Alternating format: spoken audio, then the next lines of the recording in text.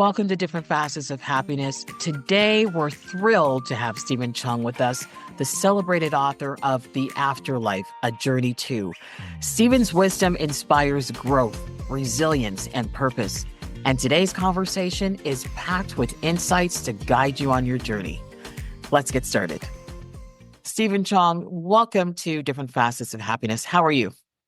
Oh, Jackie, it's a pleasure to be with you on the other side of the universe, I would say. That's right. Miles Oh, away. yeah. That's right. Welcome to the show. Thank you very much for being here. So, my first question to you, Stephen, is can you please tell us your journey before we dive right into your fantastic book, The Afterlife Journey To?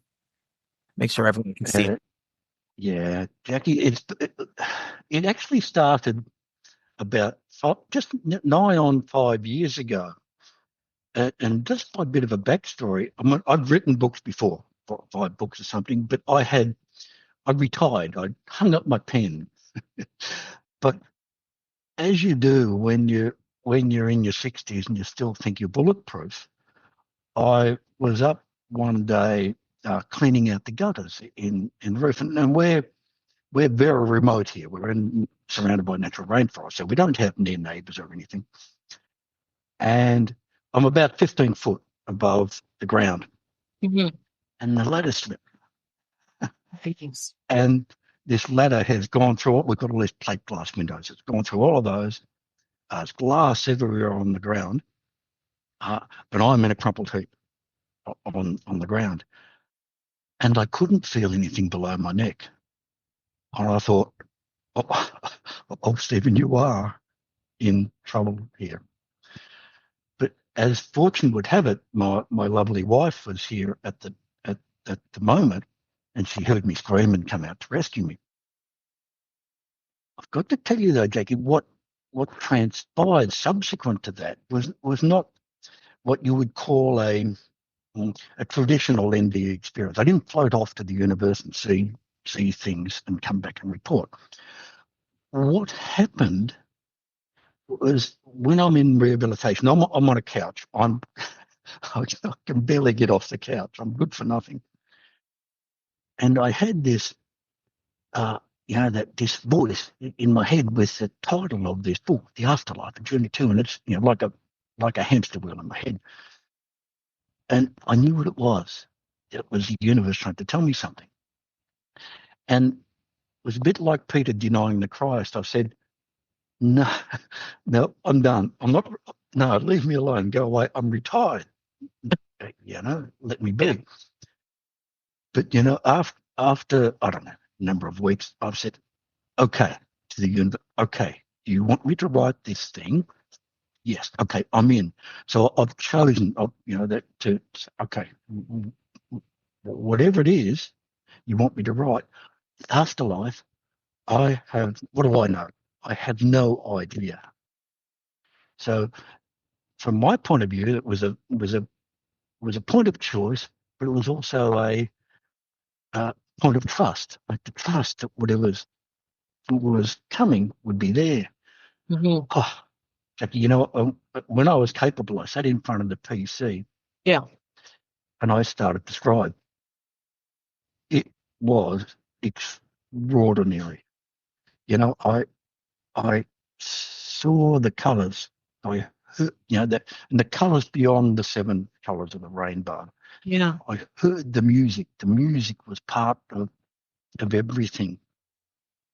And the dialogue, this character who, if you've read about, uh, I'm seeing through his eyes and I'm hearing what he's, I'm just taking dictation Mhm. and trying to describe what I saw.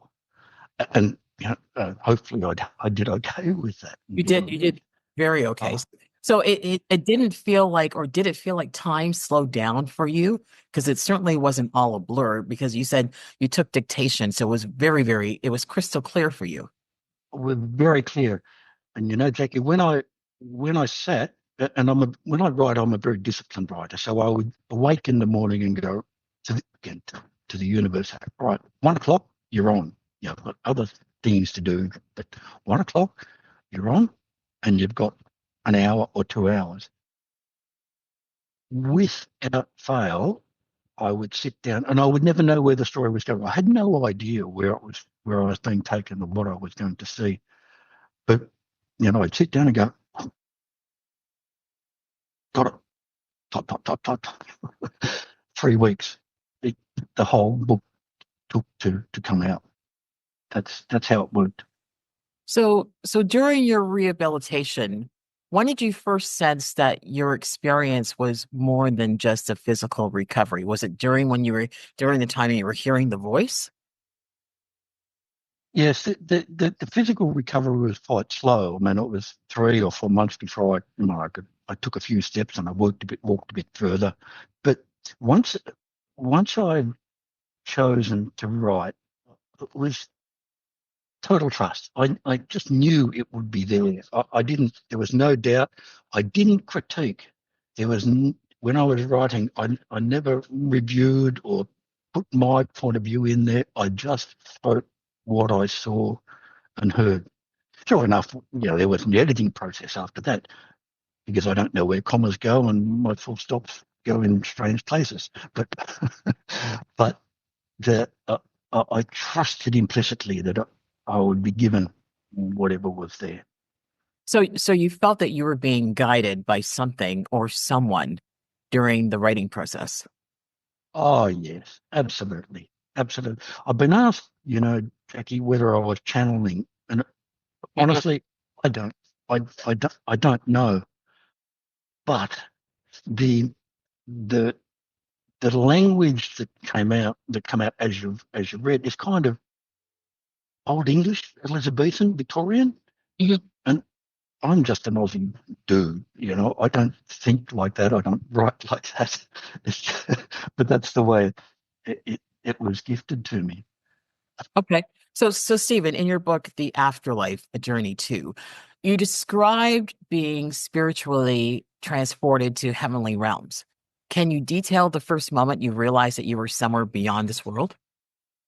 Oh, Jackie, the first and most profound experience, it was all a great experience, but the one that stands out most to me was and again, you've read same about the healing arena, Mhm. that vast, and I remember walking towards this, it was like that Roman Colosseum, uh, and I heard the pealing of the bells summoning all the souls into this arena.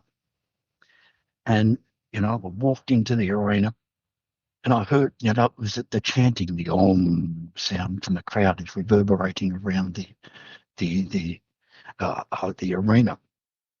And then there was in the middle of the arena were these lounge chairs, and in walked these beautiful angelic seraphims, and they're guiding decrepit souls. They were malformed. There was illnesses and maladies in their soul, and they placed the souls on the lounge chairs, and in walked this angelic being, like a white gold brocades, magnificent man, oh, man, whatever, but angel, and he held up his hands and he took the energy from the crowd and formed it into this magnetic ball, like a disco ball, if you will. And from this ball, that laser light shone into the souls, Mhm. and then this angel, when he's finished, he packs up his thing off his out he walks, and then the souls got up, and I healed, like perfectly healed. Oh, And again, I'm watching this from balustrades, and you've got a guide next to me, and I said, yeah. what's happened? He said, sins in heaven imposed by others are not those that you have to pay no, you are judged for. Sins imposed by others are their responsibility. So if sins if I did bad things to you, that's you don't bear the weight of those issues. Yes. Me, on the other hand, have to uh, suffer some consequence to that. And to get back to your point, that was when I remember really knowing it wasn't a figment of my imagination. I wasn't making it up. Because I couldn't make that up in 100 years. So, Stephen, let me ask you another question. In that spiritual state, did you ever feel tempted to remain in the afterlife rather than return to your earthly life? Oh, that's a very good question. The answer is no. In essence, what what I what I've been lucky enough to be gifted over the years is an ability. The books that I've written before were like an apprenticeship, so I've been instructed, but it was the point of delivery, and I knew that the gift that I was given, I was just a messenger boy. It was my job, my purpose to put that out there to as many people, to help as many people as I could. So, were there then specific lessons or messages you were told to bring back to share with others? I didn't make that judgment, Jackie. No, I just wrote what I saw, but I've got to tell you what else happened, which is really interesting. Yeah. Uh, about I don't know, a couple of months after the book has been finished, it's now in edit phase, and I've read it 100 times in edit, as you do. And one morning I've awoken, and it was like that inspiration. You had, Stephen, read it again. You've missed something. What? What did you Uh, miss? what? What? What? But I've read the book again, and it was like uh, when you read a passage or a text, and it's got a highlighter pen over it. I read it and I found these 15 what I call laws of heaven and earth. That was like a beacon to me, and those laws have made such a profound difference to how I think, how I behave, my my my knowledge, not just of the afterlife, has expanded, but how one now takes that knowledge and applies it to our daily life and around the people we love and the people we interact with. That has been a, a, a wonderful gift from the heavenly realms. Okay, so let's talk about that for a moment. The universal laws that govern both life and the afterlife in your book. What's Mm. one law that shocked or surprised you the most? God, that is another very good question. Fear not, you are never without the love of the Father. Mm. That of its own, we all face problems and dilemmas and challenges. Mhm. To know excuse the term father, I'm not going to talk father, mother, God, whatever, but to know that love is always there. We are never absent that love wherever we go, whatever we do. So we can tap into that dynamism, that love that is there. That of its own is worth the price of admission to me. But there were 14 others. Oh, okay. So do you believe that everyone has their own unique experience in the afterlife, or is it a shared reality? Oh, now that's a very good question. The one of the laws is what you have cause to effect in another determines your place in heaven. So let me paint the picture of what I saw. When we pass over, we enter these mists, and we saw them as a beautiful mist, and Mhm. it's where we do the life review. So with the life, our life actions flash before us and so forth, as we no doubt read about. But then the we what I saw were these souls exiting these myths. They had the judgment of of these mists inherent in the robes, in the colours of the robes. So the colours of the robes determine where one goes in the heavenly realms.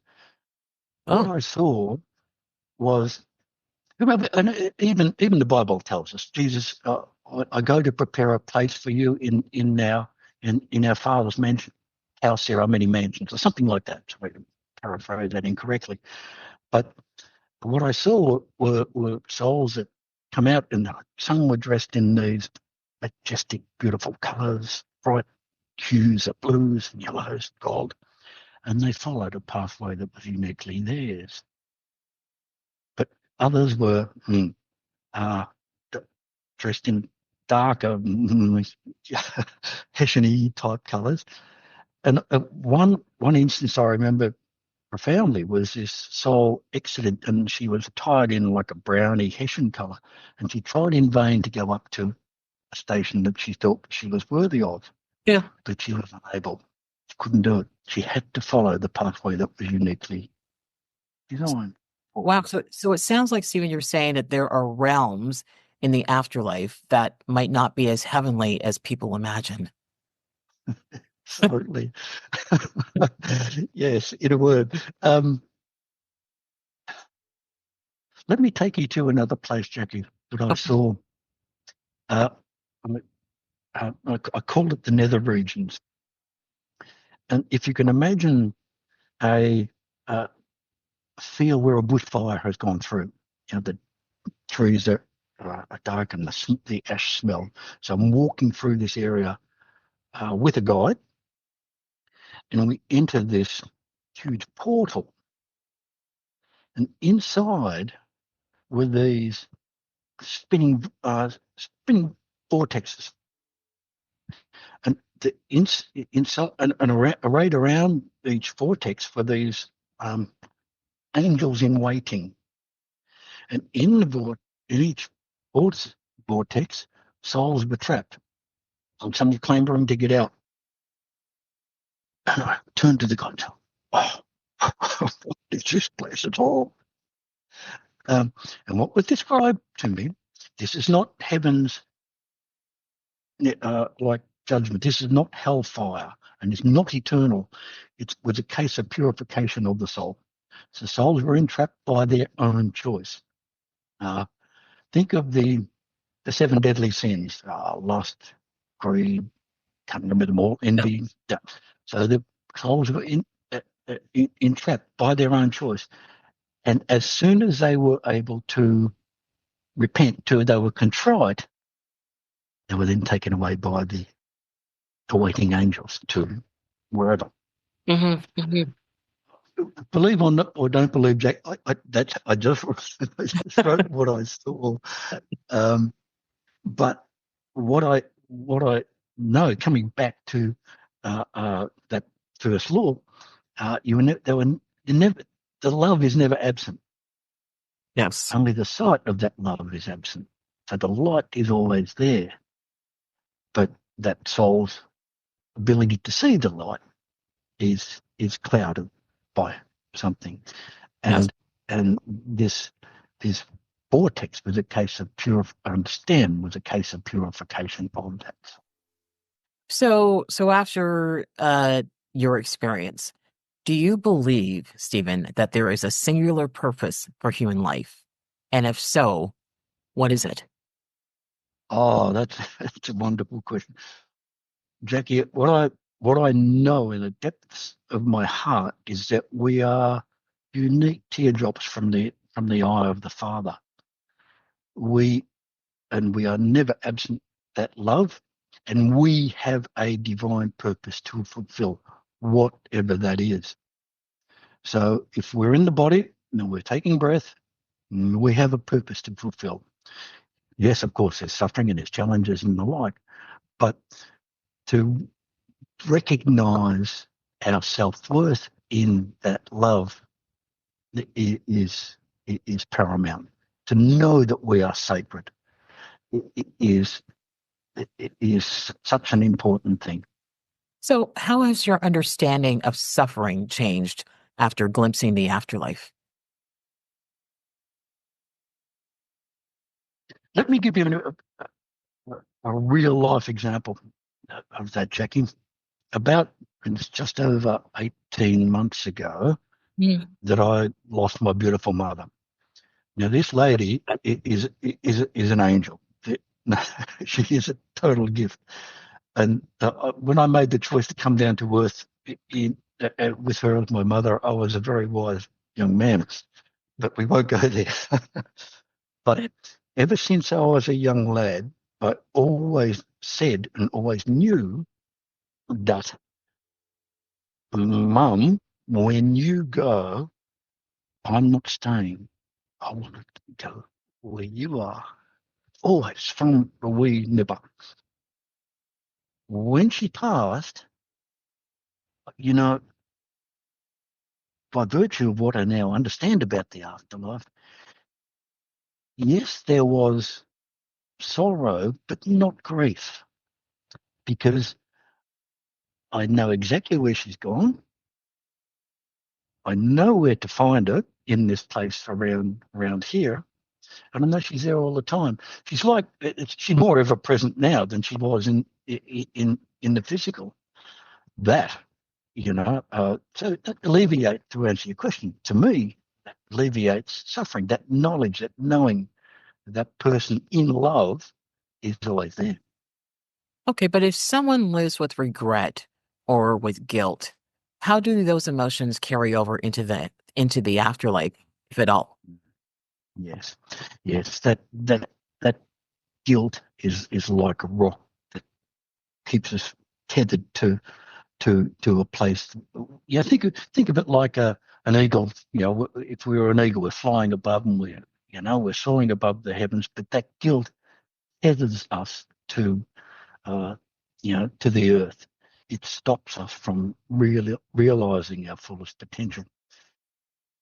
And Jackie, just let me. If I've got it here somewhere, let me just go to one of the laws. Sure. Number 8. Forgiveness is at the heart of your ultimate realization. Forgiveness is at the heart of your ultimate realization. So, if I've tripped over my size 11s so many times, and So that that, actually means too that forgiveness plays a significant role in shaping our spiritual journey, both on earth and in the afterlife.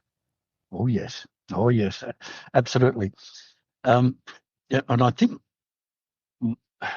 even more so, if I can put emphasis on our ability to forgive in this lifetime. Yeah. And it's not just others that we consider that have uh, did bad things to us, yes, but we forgive ourselves. That that is, to me, is at the core. Is at the core of that forgiveness. That, yes, Stephen, you did some dumb things, but you're okay. Yeah. You have a specific purpose to fulfill. I'm with you, the universe. Let us get to it. So some people may be thinking this question, so I'm going to ask it. Did you ever encounter anything during your spiritual journey that terrified or unsettled you? The closest I came to that would be the nether regions that I described. Otherwise, no, no, it was all a beautiful unfolding. I mean, I don't know what I don't know. I do not know what I was not shown. However, what I was shown was that it held no fear for me. No, not at all. No. Okay, so is there a part, do you think, of the afterlife that people would find shocking or completely unexpected?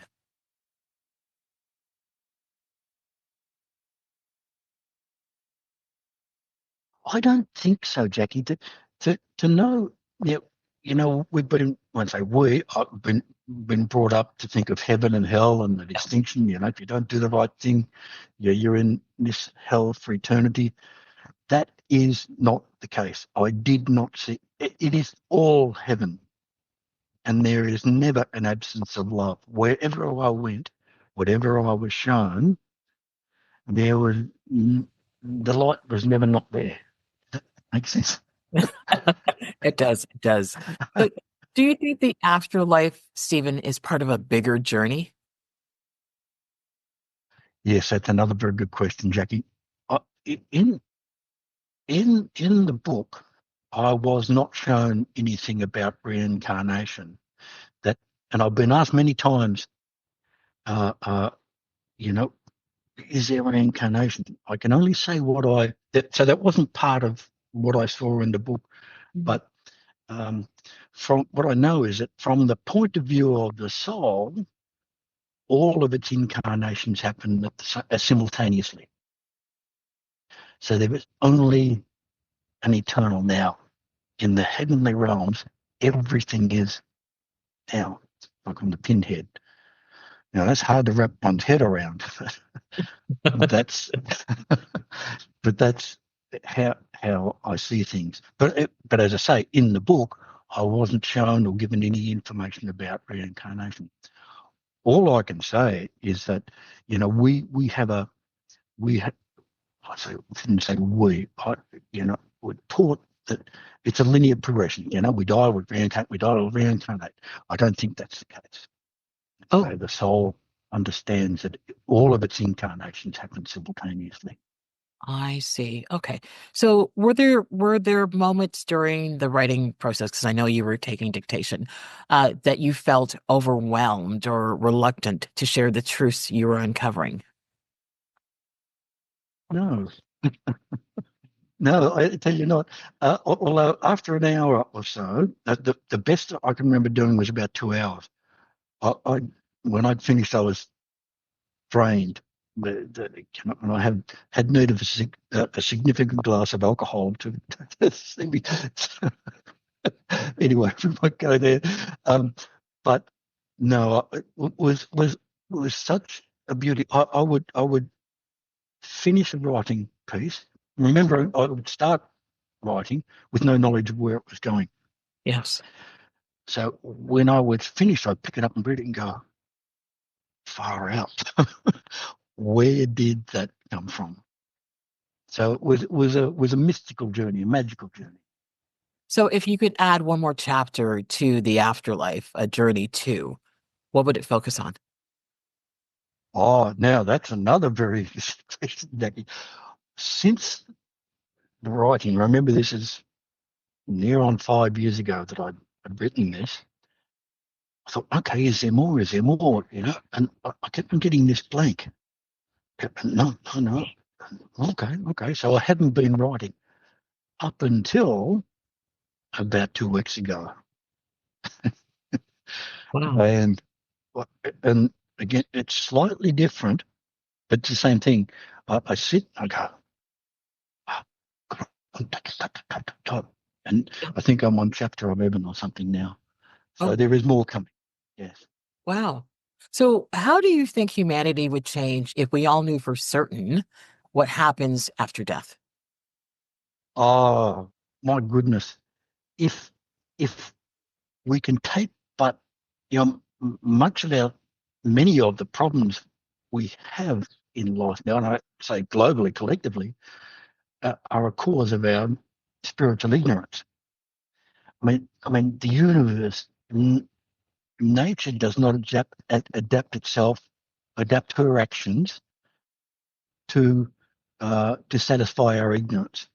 Hmm. It is beholden on us to learn her laws and apply them as best we can. If we can do that, if just in knowing that the love of the Father is with us all the time and not to fear, that that alone is worth the price of admission.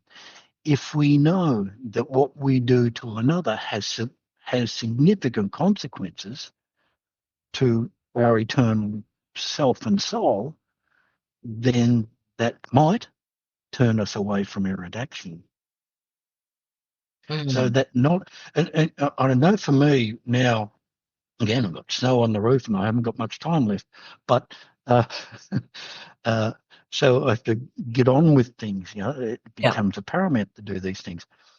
But to to know, if I do things now with intention, if I did something to you now with intent to harm and hurt, I'm fully aware of the consequences that I would bear in the heavenly realm, and that that of itself would make one pause before taking that action, Mm. I'm sure.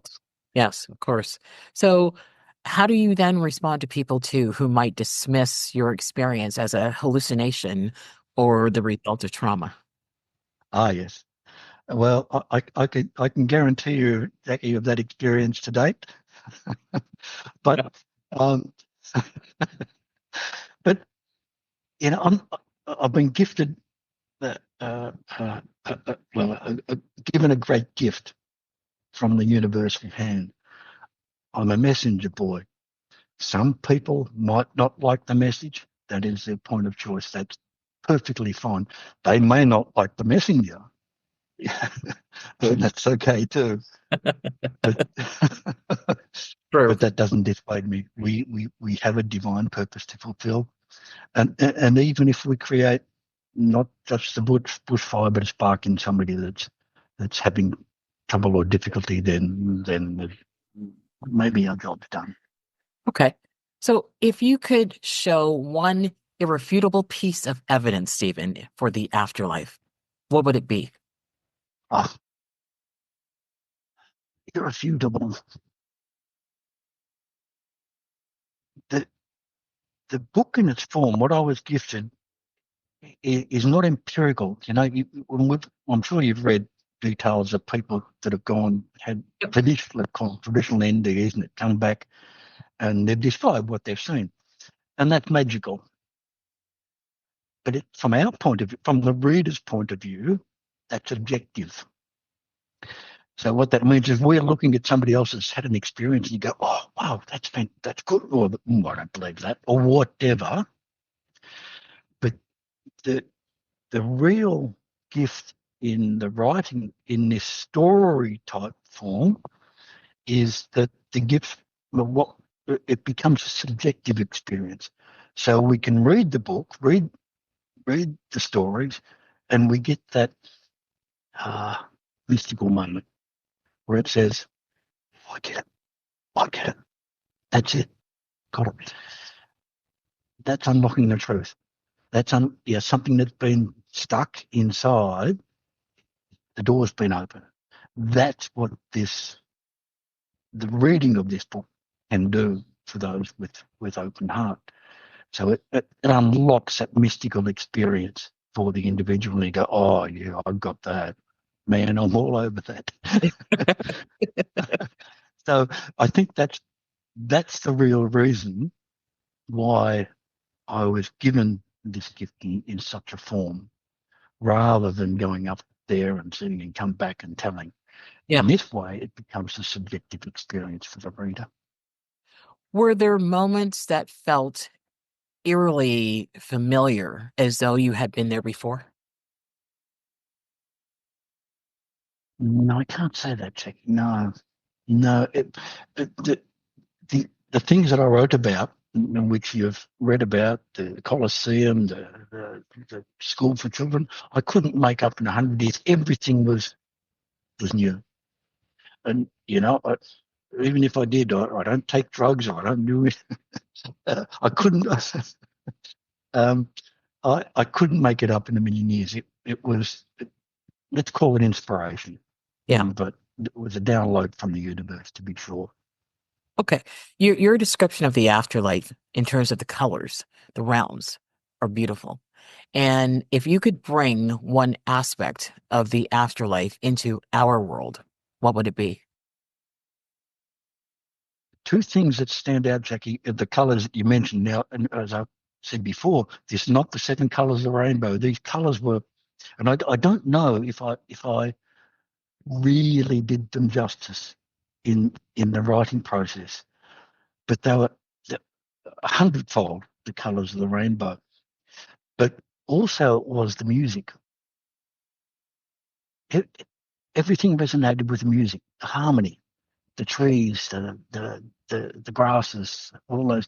There was a musical harmony that was a part of everything. And I think if we bring that into our lives, when we listen to our favourite music or chants or whatever it is, there's a resemblance to to that heavenly realm.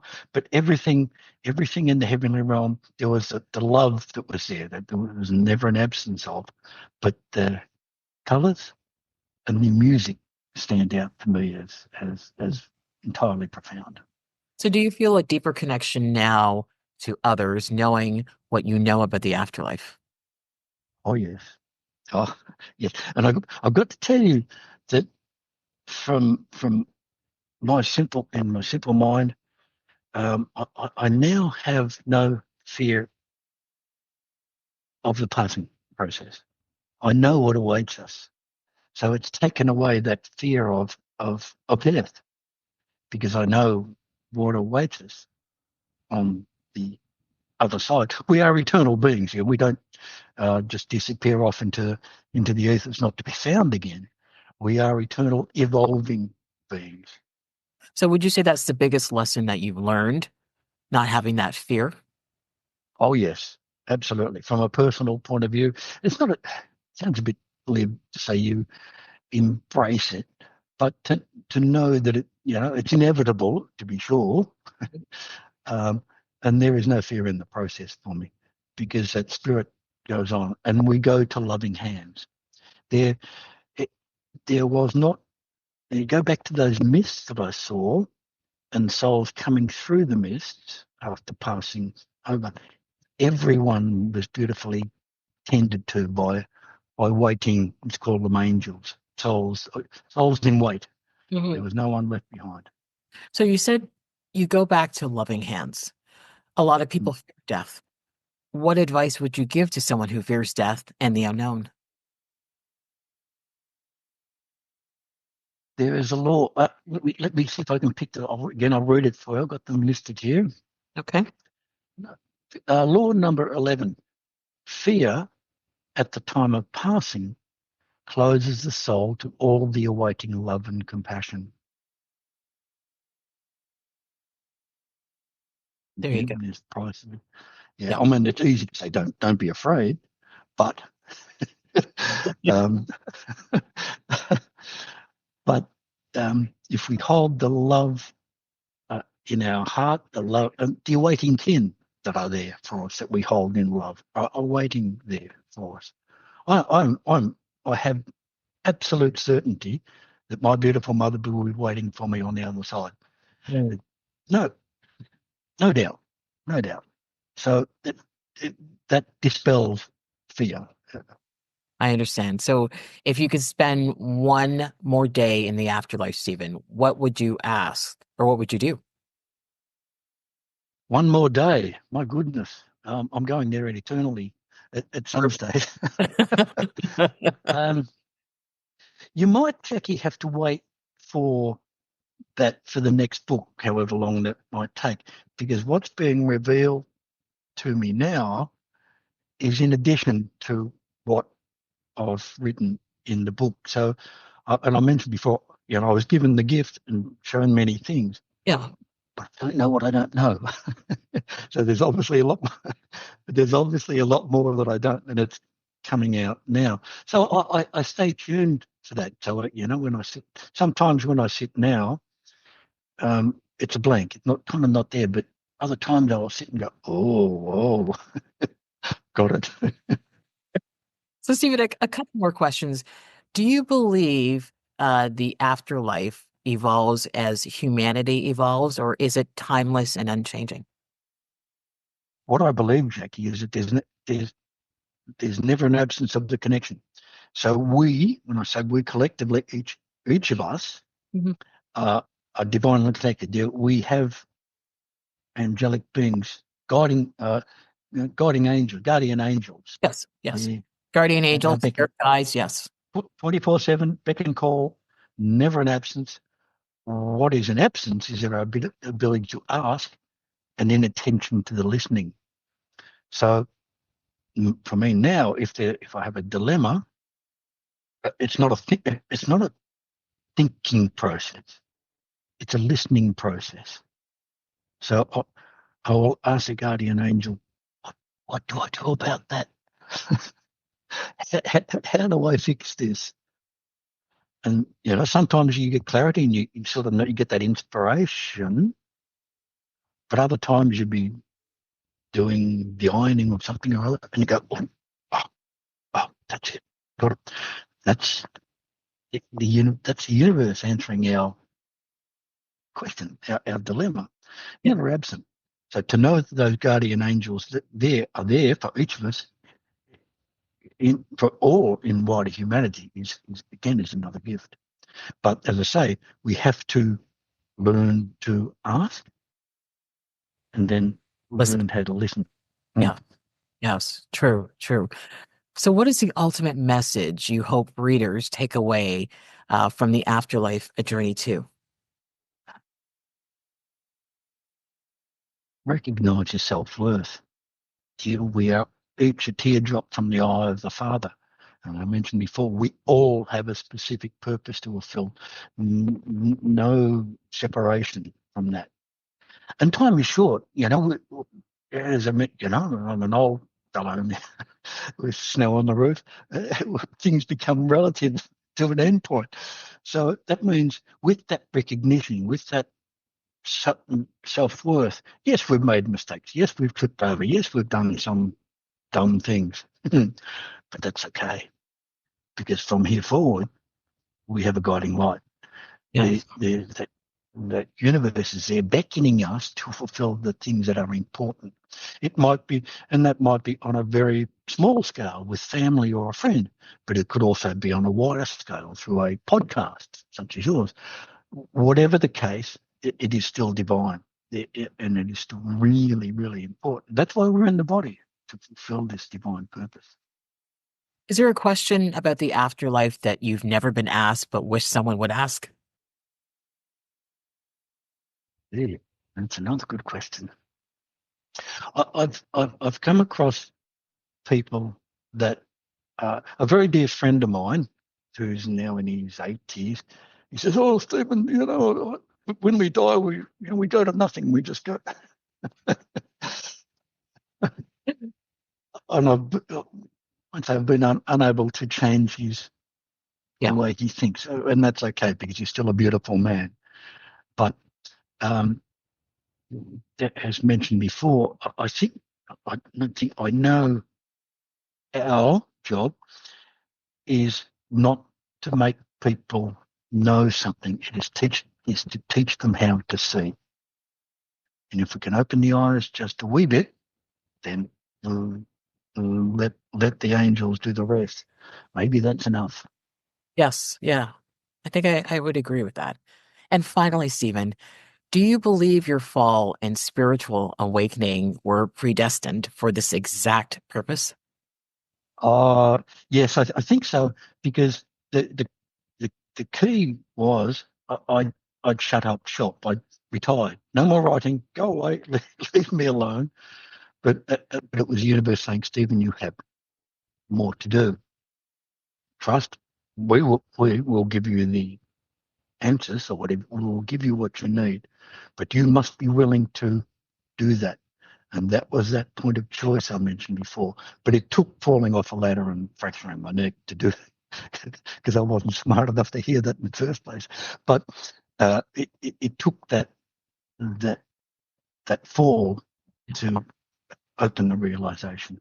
Yeah. Yeah. Hopefully, it doesn't occur that way for other people. I hope But I so. was maybe too pig-headed to listen. But yes. No, well, thank you for sharing this, Stephen.